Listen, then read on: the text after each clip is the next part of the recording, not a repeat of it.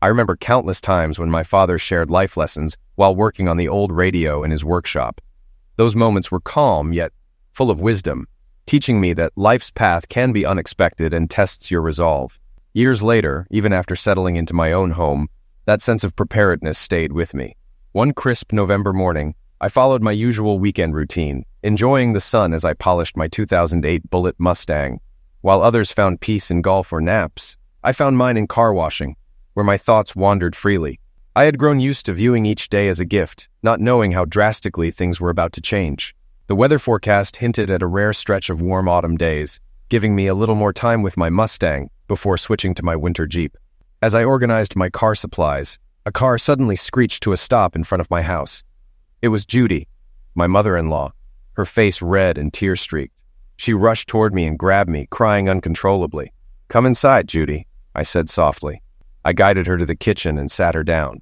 "Would you like some tea?" I asked as she muttered through her tears. After moving her car and calling my wife Penny downstairs, I returned with tea and a slice of chocolate cake. Judy and Penny, sitting close, looked more like sisters than mother and daughter. At 25 and 43, they shared the same tall frame and long hair, with only a few signs of age marking Judy. "Thank you, Donnie," Judy said, her voice breaking. "Pen, you're lucky to have him. You'll never know what it's like to find out your husband is cheating." I was stunned. Ed, Penny's dad, was unfaithful. Judy, still beautiful and kind, deserved better. Penny tried to explain, saying men are biologically wired to spread their genes, a theory she had learned in college. "Society excuses men for it, but condemns women," she added. "It's not about other men," Judy said, her voice trembling. "It's about your father, who promised to be loyal."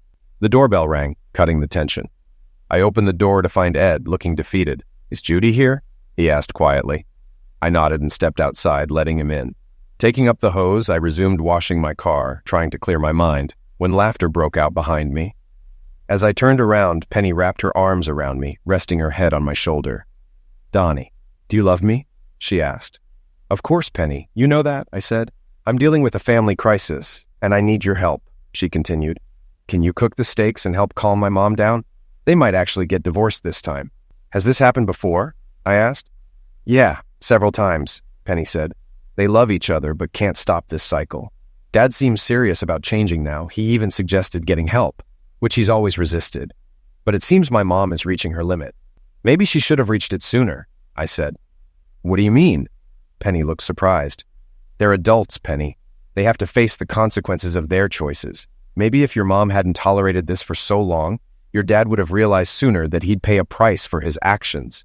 Penny's eyes welled up with tears. I hugged her. "I'll help," I said. "Donnie, this is easy for you," she said, crying. "Your parents were perfect. You've never faced this. I don't want my parents to split. I want our future kids to have loving grandparents, and for us to be one big family. Okay, honey, I'll grill the steaks. You talk to your mom, and I'll talk to your dad. When dinner's ready, we can all sit on the terrace and get them to talk." Though I didn't fully agree, I loved Penny too much to refuse. I understood her wish to keep her family together. Most of us do. We hold our parents to a standard, even looking past their flaws just to keep peace. I spent the day with my father-in-law, discussing my Mustang and pretending to listen as he bragged about an 80s Bullitt Mustang, which I knew didn't exist. He shifted topics to sports and grilling, acting like the authority on being a man. I played along, even though I'd rather be washing my car. "So, what's going on with you and Judy?" I finally asked. He looked stunned, almost breaking down. "I never meant to hurt her," he said. "She wasn't supposed to find out." I couldn't believe him. If he didn't want to hurt her, why betray her? I stayed calm, though I was furious inside, imagining him hurting Penny in the same way. I thought Judy deserved better, someone like my dad or Uncle Steve, who would have cherished her. But I smiled at him, holding back my true thoughts. About an hour later, Judy and Penny joined us on the terrace. We ate, and the dinner was enjoyable. Ed had mastered the look of a sad puppy. He was spewing more nonsense than a herd of cows. "Part of my problem is that in recent years I've drifted away from the church," he said. "I need a dose of a good book to get me back on track." I glanced at him from the other end of the table, half expecting him to be struck by lightning. When that didn't happen, I shouted, "Sorry!" and bolted inside, heading down to the basement. I shut every door behind me and buried my face in a pillow on the couch. I laughed until I cried. He was trying to say anything he thought would redeem him. When I stopped laughing, my eyes were still wet and my face was flushed. I came back and sat down at the table. Penny gave me a strange look. Ed's expression was as innocent as fresh snow, as if waiting to be deemed a saint. Judy looked at me, making me uneasy. Her expression said it all. She was in deep emotional pain, on the verge of cutting this man out of her life forever and hoping her daughter and I would help her make the right choice. "So, Donnie, do you think counseling could be the answer?" she asked. I looked at Ed, who subtly nodded at me, and then at Penny, who was hoping to save her parents' marriage. She nodded too, almost imperceptibly. Then I met Judy's eyes. There was no hint of deceit. I did it purely for selfish reasons. I knew Penny would be angry if I didn't. I lied. "Counseling is meant to help you work through problems in your marriage," I said. "A good therapist can sometimes help you see things about yourself and the relationship that might go unnoticed. They help you spot behavior patterns that aren't obvious." It wasn't entirely false. I'd heard it on a show about therapy on the Science Channel, so it was probably true in some cases. Judy believed me, nodded, and said, "Okay, we'll try." She reached across the table to take Ed's hand and smiled at him. Penny looked at me, glowing with joy. I felt sick. I'm a predator. Sometimes I skip vegetables and only eat meat so I can have more steak or roast. But that day, I almost gagged. I felt awful for what I had done. "Sorry to interrupt, ladies," I said, "but I need to show Ed something about my car." While they cleared the table and loaded the dishwasher, I led Ed to the garage. "Hey, your car's not in here," he said, smiling. "It's in the driveway." I grabbed him by the collar and shoved him forcefully against the garage wall, causing the clock to fall and break on the floor. "Listen carefully," I whispered. "This is the first and last time I lie to save your sorry, cheating self. If you hurt her again, you'll have bigger problems than divorce. Understand?" He nodded quickly. I pushed him against the wall again for emphasis. Then we went back inside. "They sure don't make them like that anymore, do they, Ed?" I said, returning to the kitchen with a smile. Ed tried to grin, but his head hurt and he was stunned. No one had ever spoken to him that way. Penny came out of the pantry and noticed something I hadn't. "Dad, you've got a bump on your head," she said. "Where did that come from? Are you okay?" I laughed. "A clock fell off the wall and hit Ed while we were in the garage. His head's as tough as a rock. He broke the clock. He's a tough old guy." Ed nodded mechanically. A month and a half later, just 3 days after Christmas, I was holding Judy's hand as we walked into the morgue. The room was unexpectedly cool, and a man who looked almost as lifeless as the bodies he tended greeted us. "I'm sorry for your loss," he said, with a smile that failed to be either friendly or comforting. It just looked creepy. He led us to a raised table and removed the sheet with a flourish that could make illusionists jealous.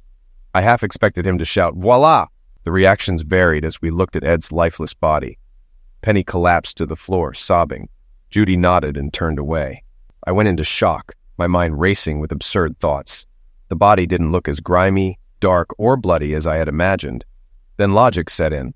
The body was probably prepped for an autopsy. The bullet holes weren't neat circles like in movies. They were ragged slits. It was clear whoever did this was deeply disturbed. "Can you identify the deceased?" the morgue employee asked. Judy and Penny nodded sadly. "I'm sorry for your loss. Have a good day," he said as he turned away. Judy and I took Penny's arms and led her out. The detective who brought us was waiting. He put on his hat and approached us. "So the deceased was your husband?" he asked Judy. She nodded, squeezing my hand. "When he didn't come home from work, I got worried. Ed always called," she said. The detective sat us down and offered a drink. I declined after glancing at the old coffee maker. "What happened to him?" Penny asked. "I can't share all the details, but it'll be in the news soon. Your husband, your father, was found shot at the Sleazy Easy Motel. A woman there with him said her husband burst in, found them together, and shot your father 8 times before using the last bullet on himself." As we left the detective's office, Judy's composed exterior crumbled, and she cried on my shoulder. I took them home and did my best to comfort them. Friends and neighbors came by to express their condolences. Tanya, my neighbor, brought over a tray of treats. She hugged me and asked how I was doing. Tanya was striking, with short blonde hair and a fit yet curvy figure. She was the type who could chat or play sports and then dress up and look stunning. "How are you holding up?" she asked. I shrugged. "It's okay, we're friends," she said. "I saw him here often, chatting with you while you worked on your Mustang. If my husband spent as much time on me as you do on that car, I'd be thrilled." "Tanya," I said quietly, I couldn't stand him. He was a chronic cheater and it was just who he was. She chuckled. And Judy is so kind, I added. Once she's over this, she'll be better off. You're wrong, she said. Women, especially of her generation, don't move on. He was her first everything. She loved him no matter what. Without him, she'll be lost. Tanya was partly wrong. Judy's resentment of Ed deepened. At first, she refused to attend his funeral. I convinced her to go for Penny's sake. Penny was upset with both of us. I didn't want to speak at Ed's funeral because I had nothing good to say. One of his friends did the honors. His eulogy was telling. We're here to say goodbye to Ed Bauer. Ed was Ed. You should have known him. Even after 45 years of friendship, he couldn't find anything kind to say. Life was hard for Judy after the funeral. Small things, like TV scenes involving infidelity, made her angry. Penny and I often discussed how to help her. Penny seemed to move on more easily, as Ed wasn't a daily part of her life. 3 months later, we hosted a gathering with friends and invited every eligible man we could think of for Judy. At 43, she looked youthful, more like Penny's sister.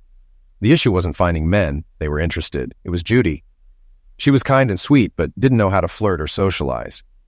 When she started dating at 18, Ed, already twice divorced at 25, charmed her and married her. He was the only man she'd ever known. Judy didn't know how to navigate the social scene. We didn't expect success right away and thought we'd need more gatherings before seeing any progress. The issue began after the party.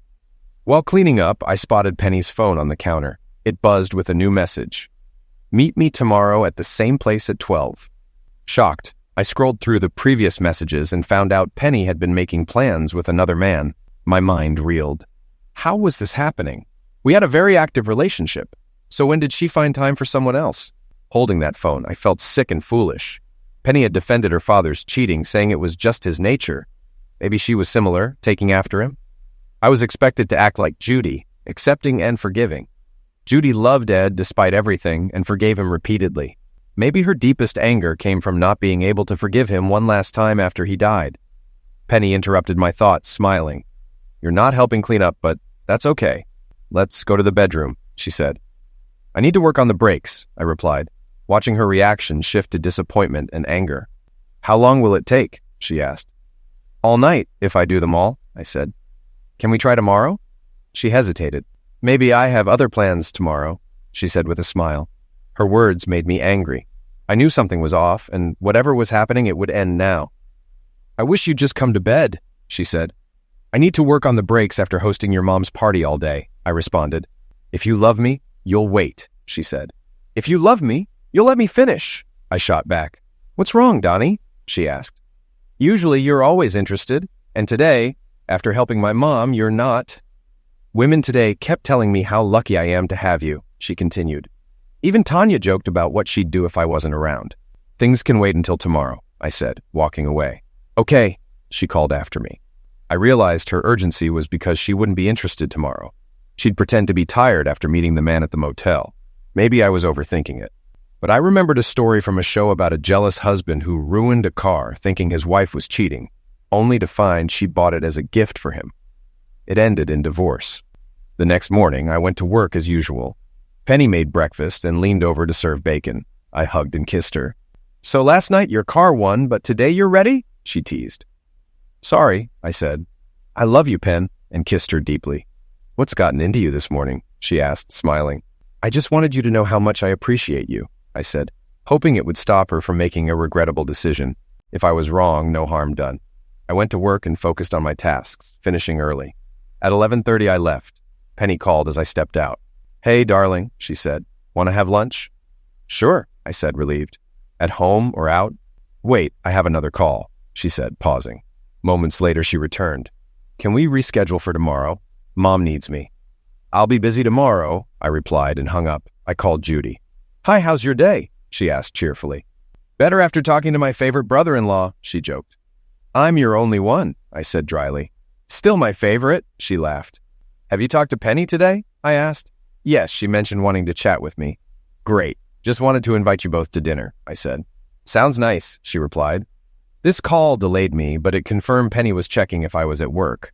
I drove to the motel and spotted her car. I bribed the cleaning lady to unlock the door. Inside, I saw a familiar back.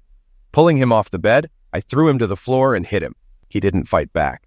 Donnie, stop! You'll liquidate him! Penny shouted, trying to intervene. I stood, brushed her hands away, and said calmly, "Don't touch me again." I called my secretary to say I wouldn't be in. Then I called 911 to report the incident.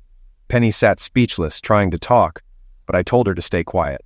"Donnie, when we get home," she started. "We don't have a home," I said. "Stay with your mom, Penny. I won't live with a cheater." The police arrived. "I'm the one who called," I said. "You look fine," an officer noted. "I'm not," I replied, gesturing at Rick, still unconscious. I was handcuffed and taken away as an ambulance arrived. I stayed silent in the police car despite the officer's questions. At the station, I was processed and held as a suspect. They had no proof yet, only suspicions. I was put in a cell with others, mostly disheveled or drunk. Sitting on a bench at the back, I used the time to think about my next move. It was the right time to plan my next steps. Knowing your spouse might be unfaithful is one thing. Facing it is entirely different. Emotional ties complicate things, and relationships change over time. Sometimes people grow apart and make drastic choices, leading to a divorce that can be a fresh start for both. Other times, couples stay together just to make each other miserable. But my situation wasn't like that. I deeply loved Penny and planned to spend my life with her. That's why finding her with Rick in that motel hurt so much. It felt like part of my soul was torn away. I didn't understand it. We had a good relationship and were close. Rick was older, overweight, balding, and nearly her mom's age. Why would she choose him? She had pursued me when we first met at a bar, where she kept appearing near me all night and even made the first move with a silly joke. I was captivated by her from the start. Now, seeing her with Rick left me wondering how our neighbor Tanya would react. As I was thinking, a policeman called Don Osmond. I approached the bars as he opened the door, with 2 officers behind him, hands on their holsters. "Are you going to shoot me?" I asked. "No," he replied. "You're out on bail." "By who?" I asked. "Does it matter?" he said impatiently.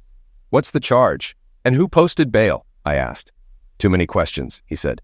"Do you want to get out or not?" "Officer," I said, "I know you deal with a lot of people and can get jaded, but this is new for me. It's my first time here." The other officers glanced at him. "Okay, ask," he said. "It's 2 p.m., and I've been here for almost 2 hours. I caught my wife with my neighbor today, lost my temper, and just don't want to see them again. If Penny is bailing me out with my money, I'd rather stay." "Sorry, man." "It's her," he said. "She was crying, but I wouldn't trust it. Some older guy and his lawyer spoke to the prosecutor. It looks like they won't press charges, but you'll need to stay a couple of days until you're allowed to post bail. You have no record, and no one died." They left, giving me sympathetic looks. Other inmates stared, probably wondering why I didn't leave. I knew Penny was trying to bail me out of guilt. I told the truth. I wanted nothing to do with her.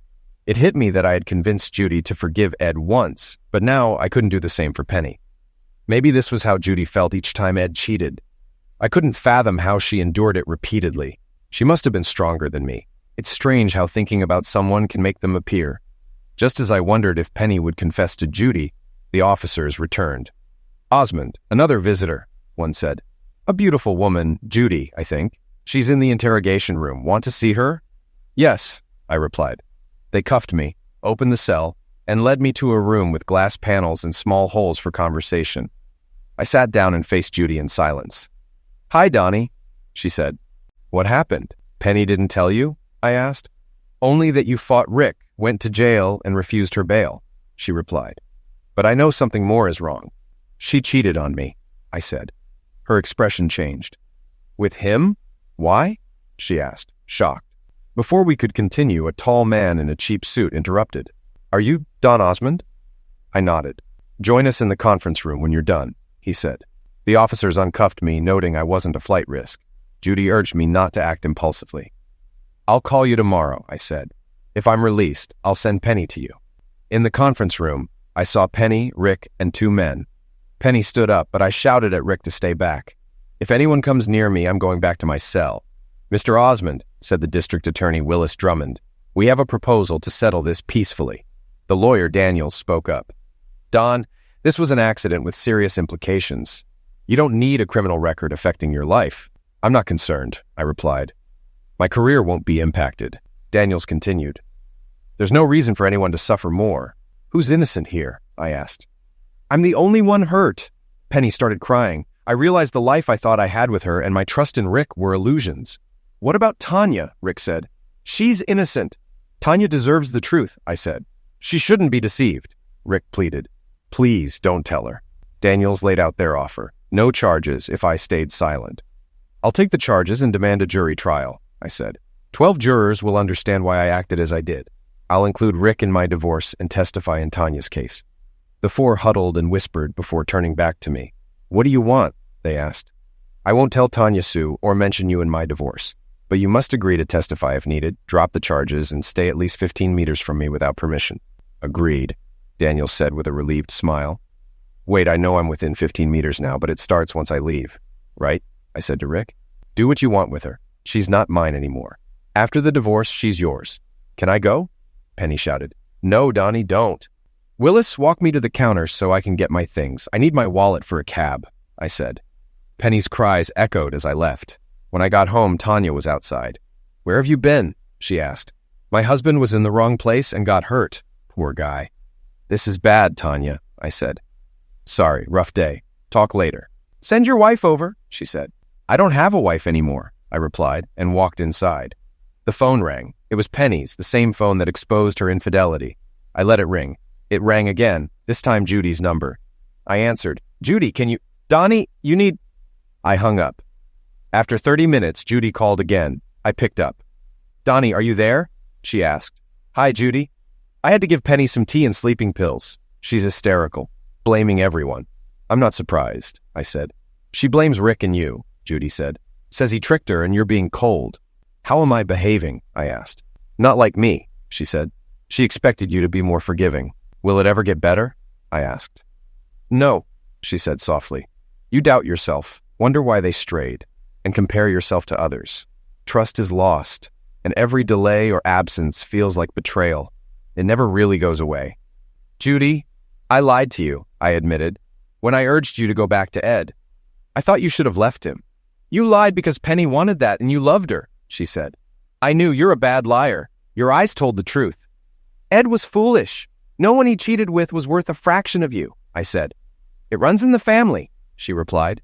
I can't believe she was with Rick, I said. I'm not like you, Judy. I won't take Penny back just to be hurt again. You can't fight nature, I said, recalling what Penny once said about her father. Maybe, Judy sighed. You can train animals with effort and rewards, I said, but I won't do that with Penny. I won't reward her for staying loyal. Cheaters will cheat, I said. Maybe we're just good people who loved the wrong partners. You raised a great daughter. I have nothing, she said. Then let's not waste more time. If we move on, we prove we're strong. If we keep hoping for change, we're fools. You deserve better, Judy, and so do I. Who are you talking to, Mom? Penny asked. Is that Donnie? Did you tell him how sorry I am and that it wasn't my fault? Bye, Judy, I said. You seem busy. In the following days, Judy and I talked often, and neighbors, including Tanya, brought food and visited. I hired a lawyer and prepared a fair divorce agreement, splitting everything evenly. Though it wasn't ideal for me, I didn't want Penny left with nothing. I had no intention of reconciliation. If needed, I would involve Rick or take drastic steps to protect myself. My lawyer questioned Rick, uncovering details about his 6-month affair with Penny. I suspected it wasn't the first. I arranged to meet Judy and Penny to deliver the divorce papers personally. When I arrived, Judy let me in, and Penny rushed over. I've missed you so much, she said. Penny, I'm here to make this easier, I said. I didn't want a stranger handing you divorce papers. No, Donnie, she cried. I'll stop. It won't happen again. Give me another chance. I'll go to counseling. It won't help, I said. This affair lasted over 6 months, and Rick might not be the first. How could you lie to me and betray Tanya? It was just Zex, Penny said. We're more than that. We're less now, I said. Our vows are broken, and this ring means nothing. Please, she begged. No, Penny, I can't live this way. It's not fair, she said. What if I hurt myself? Then there's nothing more I could do, I said. I'd just step aside. You have to forgive me, she pleaded. You love me? Penny, be quiet, Judy interjected. Mom, stay out of it, Penny snapped. He won't forgive me, and I can't eat or sleep. I love him so much. Enough, Judy yelled. You're acting like the world revolves around you. I forgave your father over and over, and maybe that made you think forgiveness is automatic. But Donnie isn't me. You had a good marriage and ruined it. Now live with the consequences. Donnie's hurting too, and I can't believe you did this to someone who loved you so much. Then again, your father did the same to me. I'm glad he's gone. I wish I'd left him sooner. But, Mom, I'm sorry and hurting too, Penny said. I admitted my mistake. You caused this, Judy said. You have to take responsibility. I agree, but I don't think it's bad enough for divorce, Penny said. Isn't that for Donnie to decide? Judy replied. Marriage takes two willing partners. Stop saying that, Penny screamed. She looked at me. Haven't I been a good wife? I kept the house, cooked, gave you everything you wanted. Why can't you see the good I did instead of this one mistake? I'm lost without you, crying all the time. Please forgive me. I promise it won't happen again. I left the room without a word. At the door, I turned back. Penny, get a lawyer. I want this over soon. I need to move on, I said. When I got home, Tanya was outside. Hey, Donnie, wait, she called, running over. She wore worn jean shorts and a sweat-soaked t-shirt from an obscure band, clearly from gardening. I need to tell you something, she said. Tanya's curvy figure was suddenly noticeable to me, now that Penny was out of the picture. Why are you looking at me like that? She asked. Sorry, I said. Donnie, just know Rick and I are here if you need anything. I think it'd help him too. He hasn't recovered from being beaten and losing his money. Helping someone else could boost his confidence, she said. I glanced at her chest, and she noticed, crossing her arms with a smile. You'll be okay, but remember, I'm married, and you're not that type, she said. I forced a smile. I know you're going through a tough time. Whether you and Penny work it out or not, maybe a break would help. I can arrange a trip through my travel agency, she offered. I thought about telling her the truth about Rick, but decided against it. Hurting her wouldn't help anyone. Rick might actually be trying to be a better husband now. It's a singles cruise, 10 days of sun and fun. It might be good for you, she continued. I'll think about it, Tanya, but I need to wait for the divorce, I said. See? You're kind. I hope Penny realizes what she's lost. Let me know about the cruise, she said. I focused on finalizing the divorce and rebuilding my life. I requested a transfer and explained why. My boss found an opening at our Phoenix plant, perfect for a fresh start. The warm weather and year-round driving appealed to me. I had to leave everything and everyone I knew, but that's how new beginnings work. I told Judy about my move, and she was sad but understanding. She, still mourning Ed's death, was also thinking of moving to live with her sister and mother in New York. I asked her not to tell Penny about my plans. I won't have to, Judy said. Penny's obsessed. She spends her time watching you, terrified you'll move on, especially with Tanya. She cried for hours after seeing you talk to her. She laughed at the thought. It's not impossible, I said. It really is, she replied. You love her, Donnie. I saw you struggling with it the other day. I'm glad you couldn't forgive her. She's my daughter, and I love her, but I love you too. We both know who she is. At least when this is over, you'll have a friend in Arizona when New York gets too cold, I said. And you'll have a place in the Rotten Apple for a bit of non-New England culture, Judy laughed. Promise me we'll stay in touch. I have no choice, I said. I've only truly loved two people, and one doesn't love me back. So that leaves you. Judy's tip about Penny tailing me was helpful. I started noticing her whenever I went out. One night I went to the movies and spotted her following me. I decided to play along, pretending to wait for someone and buying a ticket through my app. I called Judy to tell Penny that my date was inside the theater. Penny approached, fuming. I dashed into the theater, picked up my ticket, and entered as Penny was stopped by security. She couldn't find out which of the 15 movies I was seeing. 2 hours later, I exited, waving as if I were saying goodbye to someone. Stop it, Donnie, Penny said. I know you were alone. I followed you. Get used to it, I said. I won't be alone forever. One day I'll meet someone and start over. You already have, Penny said. She's just like me. You need to get past my one mistake. I laughed and drove away, realizing Judy was right. I trusted her not to reveal my plans, but I still needed a way to leave without Penny finding out. The solution came from an unexpected source. The next day, I heard a knock at my back door. Rick stood there, nervous and unsure. I didn't want to come. She made me, he said, glancing at Tanya on their porch. She waved. Come in, I said loudly enough for Tanya to hear. I did what you asked and appreciate your silence with Tanya. But Penny's threatening to tell her everything if I don't help her win you back. She thinks it's unfair that only one of us keeps our marriage. I stared at him, realizing this could work in my favor. Rick, go along with it, I said. He looked surprised. Does she know about the cruise Tanya booked? I asked. No, I don't think so, he said. Then tell her about it. Make it seem like a chance for us to talk, trapped on the same ship. Okay, anything to save my marriage, he said. The next day, Tanya called. Donnie, Penny found out about the cruise. Should I book her on a different one or put her in your cabin? She asked. It's a singles cruise, but I could pair you up. Do you get a commission for these bookings? I asked. Yes, but I don't push that on friends, she said. Tanya, let her pay for it all. You're doing me a huge favor. Are you two getting back together? She asked. No chance, I said. But why? She pressed. What happened between you two? She cheated on me, Tanya, I said quietly. I caught them. There's no mistake. I saw it myself. There's no chance for us anymore. I just need to move on. In the following days, I prepared for my move, looking for houses online, contacting moving companies, and coordinating with the Phoenix office. I kept in touch with Judy, speaking twice a day. The hardest day came when Judy left for New York. I visited her to say goodbye, and Penny was there, too, distracted by preparing for the cruise and not paying much attention to me. When Penny opened the door, she smiled. I miss you so much, darling, she said. I ignored her and hugged Judy tightly, longer than usual. Penny commented, Too bad you don't hug me like that. Maybe it's good Mom's moving to New York. You seem confused about who you love. Judy and I laughed. Then Penny drove Judy to the airport. I promised Judy I'd call her daily. I wish you'd call me too, Penny said.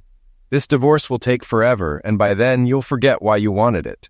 I noticed you withdrew a lot of money from our account, but I took some too. Isn't that funny? I walked away without responding. Penny was acting as if we were going on a honeymoon, oblivious to the reality that we'd be on the same cruise but apart. She didn't even consider that I might meet other women.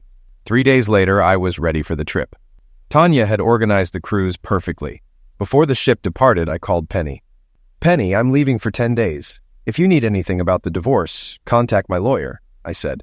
Thanks for telling me, she replied, sounding happy. I hope this trip makes you realize we need each other. Not likely, I said, chuckling. She laughed too. Is it so hard to admit you still love me, Donnie? I do love you, I said. I just wish I was enough for you. You are enough, she said sadly. I made a mistake, but it wasn't about love. It was just intimacy. Something drew me to Rick, and I don't know why. Maybe therapy will explain it. But you're the only man I love. Ever heard you can't argue with nature? I said before hanging up. 6 hours later, the ship was at sea, nearly out of cell range, when my phone rang. I smiled at the screen, watching the ocean pass by outside the window. Where are you? Penny yelled. I searched the whole ship and you're not here. Who said I'd be? I laughed. How can we fix things if we're not together? She said, voice shaking. You won't let me come home. You avoid me and barely talk. I'm losing my mind. I love you, Donnie. Okay, Penny, I said. After the cruise, we can talk, but we won't share a bed. I'll do whatever it takes to get back into your heart, she said just before the line cut out. I laughed as I crossed another state line. Then I called Judy. Hi, Judy, I said. Donnie, she said joyfully. It's been so long since you called. Almost 4 hours, I joked. I think I made a mistake, she sighed. Can you imagine living with 2 grumpy old ladies? I laughed. Judy always made me smile. Stop it, Judy. No one would ever not want to be around you. Do you know what time does? She asked. They say it heals all wounds. They're wrong, she said seriously. I forgot my sister and I don't get along. Living with her and Mom is tough. They're so similar now and we just clash. I laughed again. Do you check your mirrors to make sure no one's following you? Judy asked. It's tough to keep track of a truck from a ship, I said. She laughed. I won't ask how you managed to get her on the ship without you. Remember those Calgon commercials? I had my own ancient Chinese secret. I loved those, she said.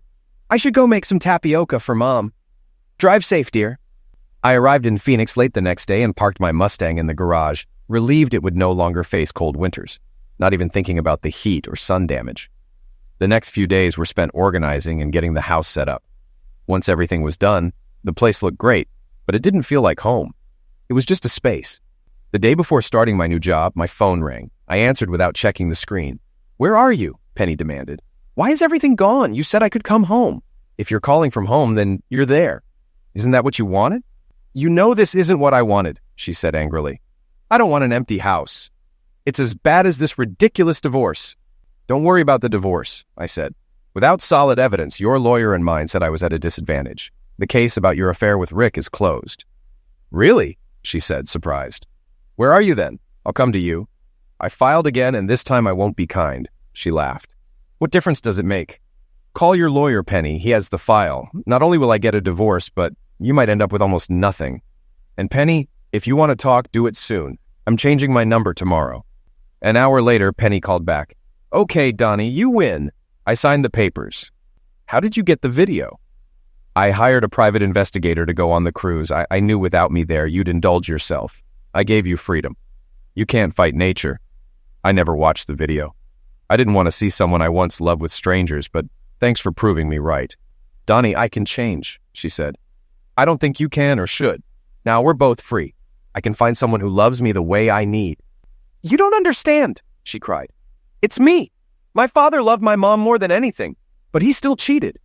It was just sex. What they had was real love. That's why she never left him. We're the same. You'll miss me. And when you do, I'll be here. But I'll make you regret it. You'll have to beg before I take you back." 3 weeks later, I made my usual call to Judy and noticed sadness in her voice. "Judy, what's wrong?" I asked. "I'm fine, just feeling a bit off," she said. "Don't lie to me, I know you," I said. "Tell me what's going on." "Donnie, moving here was a mistake," she said. "I used most of the money from selling my house to pay back taxes and make some improvements. Now I'm stuck. I still get Ed's pension as a monthly check, but it just covers my expenses. I can't afford to move again or buy another house. I thought living with my family would be great, but I probably just didn't want to be alone. I spent over 20 years living with someone." "It's good you still have family to stay with," I said. "Oh no," she said. "You don't know what Penny's been up to since your divorce?" "No, I don't," I replied. "But I wasn't talking about her. Why not come here and stay with me? I have plenty of space, and I'd love to have you around." "Donnie, are you serious?" she asked. "I can't live with you. You're my daughter's ex-husband." "Not a husband anymore," I said. "Why don't you come visit? If you don't like it, you can always go back to New York." There was a pause. "Okay," she said. "Maybe a week away would be nice. I need to make sure you're okay. I visited Penny and your old house. It's so different now." Judy came to stay for a week and enjoyed it so much she didn't want to leave. We spent time exploring the area, something I'd never done before. We also went shopping, and she made me buy things for the house. By the end of the week, my place finally felt like home. The thought of her leaving made me sad. She didn't mention it, so I assumed I'd be taking her to the airport the next day. The next morning, she made breakfast. "Why so glum?" she asked. "Our week is over," I said. "Will you be back to visit soon?" "No," she said, smiling. "Actually, Donnie, I don't think you really want me to come back." "Judy, you're my best friend. Of course I do. Would you come back to visit?" I asked. "No," she said, smiling wider. "Because if I visit, that means I left, and I don't want that." I smiled and hugged her tightly. We shared another long hug, both feeling something we weren't ready to acknowledge. The next morning, I woke early, and she made breakfast again. "Can't send you to work hungry," she said. "Besides, I need the car for grocery shopping." "Are you sure you don't want to drive the truck?" I asked. She pouted and held out her hand. The alarms didn't go off in my head. Although I never let Penny drive my Mustang, giving Judy the keys felt right. I placed them in her hand and was rewarded with a smile that brightened my day. After breakfast, we got in the car, and I drove to my office. I expected her to leave, but she came inside with me. She toured my office and met my secretary. Smiling, she guided me to my office. "Why aren't you with any of them?" she asked. "She's not my type," I said. She laughed and said she'd pick me up after work. That evening, we grilled steaks on the porch and watched the sunset. I noticed she had done more than just shop. She'd added decorations, a painting here, a trinket there, making the house feel more like home. I asked her about it and she smiled.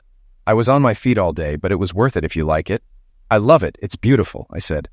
"Wait until you see the new sheets tonight," she teased. I took off her shoes and started massaging her feet, beginning gently. As she sighed and relaxed, I increased the pressure, moving up to her ankles and calves, her head tilted back, eyes closed. I stopped there, surprising both of us. She smiled. "That was amazing," she said. I nodded, unsure of what to say. Over the next few weeks, our relationship slowly deepened. What I'd always felt for her came to the surface. Evenings with Judy became the highlight of my day. Sometimes we'd take long walks down quiet roads, photographing the scenery. Other times, we'd go to the city for movies or new restaurants, but we both cherished the quiet nights at home the most. I often suggested going out, afraid of what might happen if we spent too much time alone. Judy frequently asked for massages, sometimes for her feet, sometimes for her neck and shoulders. These massages grew more intense over time. Foot massages would start at her feet and end above her knees, while shoulder massages would sometimes brush the top of her chest. After about 5 months of living together, the turning point came. It was Judy's birthday, and I wanted to make it special. I bought her a diamond necklace and reserved a table at one of the city's most upscale restaurants. Dinner was wonderful, and a violinist played a playful jazz rendition of Happy Birthday. When I slid the box across the table, her eyes lit up at the sight of the necklace. She gasped and asked me to put it on her. When the small diamonds on the pendant sparkled between her collarbones, something shifted between us. I noticed her smiling and pointing behind me. Turning around, I saw the waiter. "I was saying, sir, that your wife is the most beautiful woman here," he said. "You're right," I replied. "Donnie, you should have said thank you, silly," Judy laughed. "Or at least corrected him. He thought we were married." "I couldn't say thank you," I said, "because it would imply I had a hand in your beauty.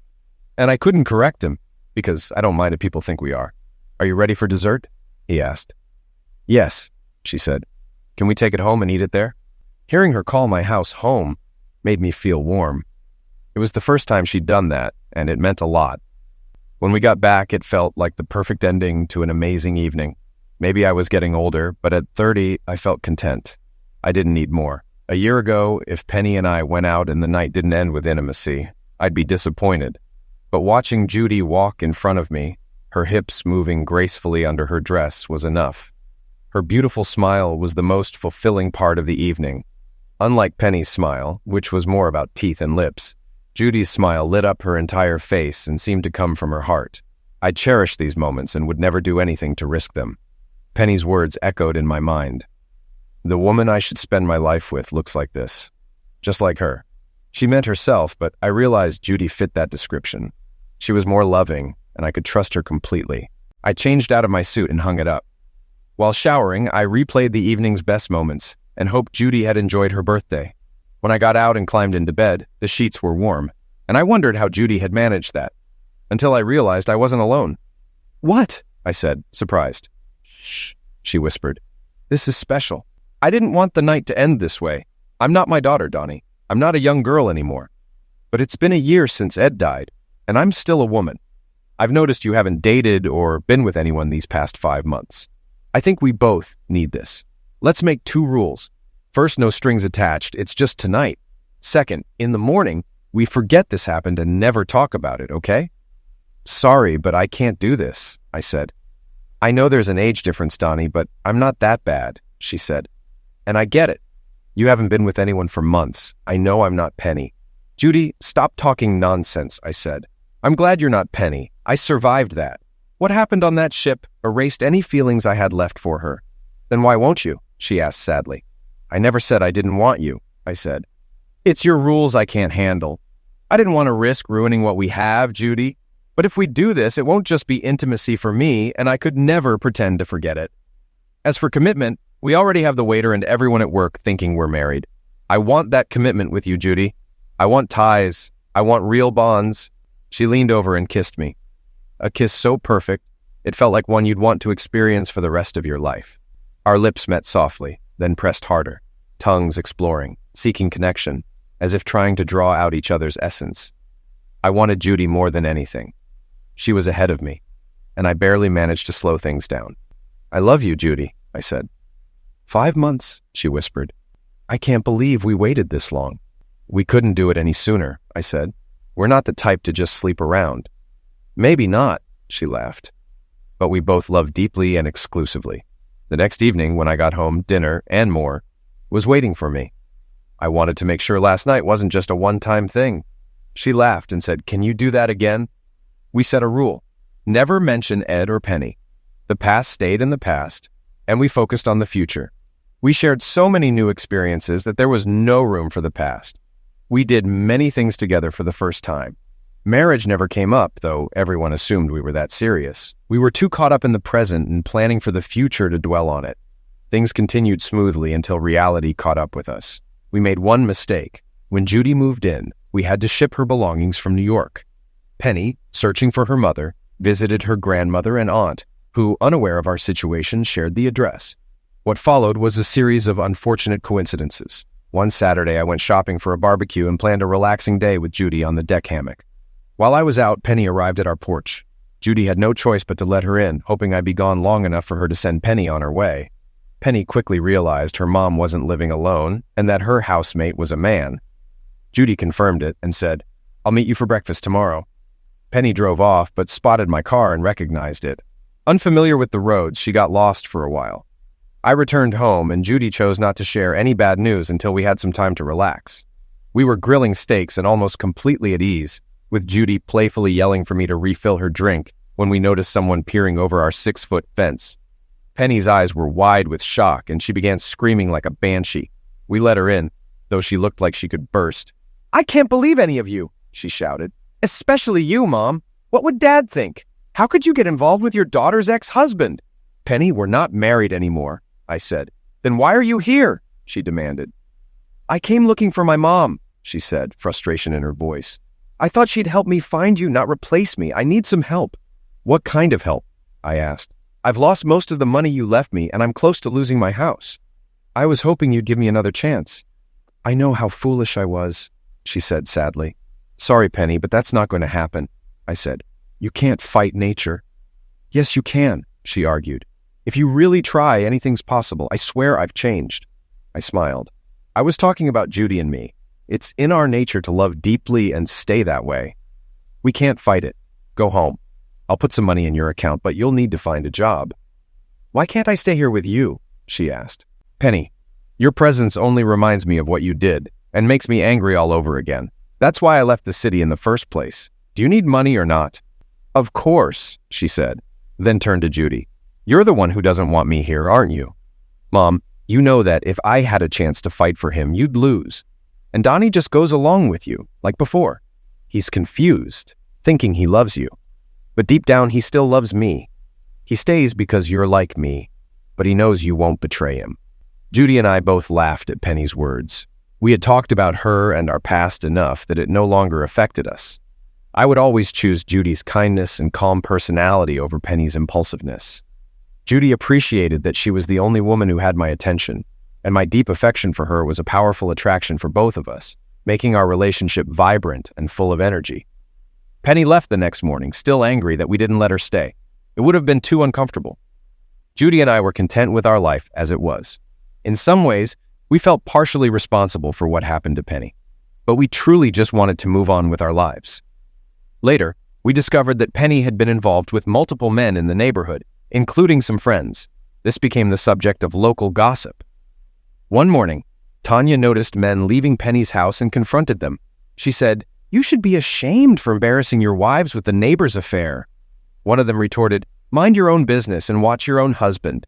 They revealed that Rick had been the first in the neighborhood to be with Penny, which was why I divorced her and left. Tanya confronted Rick, and 2 days later, he confessed. When Penny came home and dropped her bags inside, she had an odd feeling. She thought about calling someone to lift her spirits, but as she reached for the phone, she saw Tanya sitting in the dark. "I thought we were friends," Tanya said, tears in her eyes. "We are," Penny said, shocked. "You had everything, a good home, a great life, a husband who adored you. Why wasn't that enough?" Tanya asked. "I didn't think he'd find out," Penny admitted. "I love him, but I couldn't control myself. It's probably in me, like my father. You can't fight nature. Once that desire takes hold, it can't be stopped." "Let me try to stop it," Tanya said, pointing a tool at Penny. Tanya called 911 and waited for the police. It was ruled a crime of passion. Rick promised to wait for Tanya and visit her every week. Judy and I eventually got married. Stories were written about us. Although more common now, it was still news when a woman over 40 successfully carried a pregnancy to term. We had twins. Death is always tragic, and we didn't wish it on anyone. Both Ed and Penny were victims of their own impulses. It's sad but poetic that Penny didn't learn from her father's mistakes and met the same fate. It turns out you really can't argue with nature. Life moved forward, marked by moments of quiet joy and reflective peace. Judy and I settled into a rhythm that felt natural, as if we'd always been meant for this chapter together. Our twins, bright and full of life, brought energy back into the house, their laughter echoing in rooms that once held only heavy silence. The past, with its shadows and betrayals, seemed like a distant storm we had survived, now only a reminder of the lessons it left in its wake. Sometimes as I watched Judy play with the twins, or when we sat on the porch sipping tea in comfortable silence, I marveled at how life, full of unexpected twists, had brought us here. There were days when the echoes of old regrets threatened to resurface, but the present was far too precious to let them linger. Penny's fate was a tragic chapter, a reminder that some patterns were harder to break than others. It served as a cautionary tale, a stark contrast to the steady, unwavering loyalty that Judy and I now shared. We had rebuilt our lives not just on the ashes of past hurts, but on the strength of understanding, forgiveness, and a commitment to nurturing each other's happiness. The neighborhood eventually moved past the scandal, its gossips finding new stories to chatter about. Tanya, who had become a symbol of both betrayal and fierce love, eventually rebuilt her own life, far from where the echoes of that night could follow her. Judy and I grew older, wiser, and more certain of what we had. The twins, now teenagers, would often tease us, calling ours a late-blooming love story. But in those teasing words lay the truth. Life doesn't always go as planned, but sometimes what comes after the storm is even more beautiful. I never looked back with bitterness. Instead, I learned to appreciate the resilience it took for us to find each other amid the ruins. Judy would often smile at me with that warm, knowing look that had first captured my heart, and I would feel the unspoken bond between us deepen, a testament that, with the right person, you don't just find love, you rebuild it stronger than before.